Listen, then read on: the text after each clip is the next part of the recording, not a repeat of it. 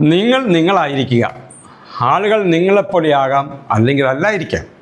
പക്ഷെ നിങ്ങൾ ആരാണെന്നുള്ളത് സത്യസന്ധമായി നിലനിർത്തേണ്ടതിനാണ് പരമ പ്രാധാന്യം. പൊതുസമൂഹത്തിലൊക്കെ ജീവിക്കുമ്പോൾ നമ്മളെല്ലാം എല്ലാ കാര്യങ്ങളൊക്കെ കുറച്ച് മിതത്വവും സത്യസന്ധതയും ഒക്കെ പുലർത്തണം. അത് അനിവാര്യമാണ്. ഓരോ വ്യക്തിയും മറ്റുള്ളവരിൽ നിന്നും ആകൃതിയിലും പ്രകൃതിയിലും സ്വഭാവത്തിലും എല്ലാം വ്യത്യസ്തമായിരിക്കുന്നത് പോലെ അവരുടെ സ്വഭാവവും എല്ലാം വ്യത്യസ്തമാണ്. അപ്പോൾ മറ്റുള്ളവരുമായി ഇടപഴകുമ്പോൾ നമ്മൾ നമ്മളായി തന്നെ ഇരിക്കുന്നതിനാണ് പ്രാമുഖ്യം കൊടുക്കേണ്ടത്. മറ്റൊരാളായി മാറാൻ നമുക്ക് കഴിയുകയുമില്ല. നമ്മുടെ യഥാർത്ഥ സ്വഭാവം മറച്ചു വെച്ചുകൊണ്ട് മറ്റൊരാളായി മാറി ആളുകളെ കുറച്ച് സമയത്തേക്കൊക്കെ നമുക്ക് പറ്റിക്കാൻ പറ്റും.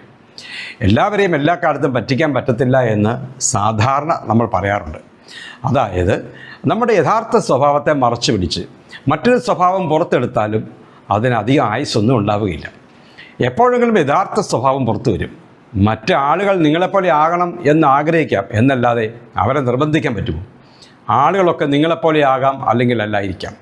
ഓരോ വ്യക്തിയും വ്യത്യസ്ത സാഹചര്യങ്ങൾ ജനിച്ച് വളർന്നവരാകയാൽ അവരുടെ സ്വഭാവം വ്യത്യസ്തമായിരിക്കും എന്ന് പ്രത്യേകം പറയേണ്ടതില്ലല്ലോ. എന്നാൽ ഇതിൻ്റെയൊക്കെ പ്രാധാന്യം എന്ന് പറയുന്നത് നമ്മുടെ സ്വന്തം നിലപാടുകളാണ്. നമ്മുടെ നിലപാടുകളിൽ ഉറച്ചു നിൽക്കുക. നമ്മൾ ആരാണ് എന്നുള്ളത് നമ്മുടെ പ്രവൃത്തികളിലൂടെ മറ്റുള്ളവർക്ക് വെളിപ്പെടുത്തി കൊടുക്കുക.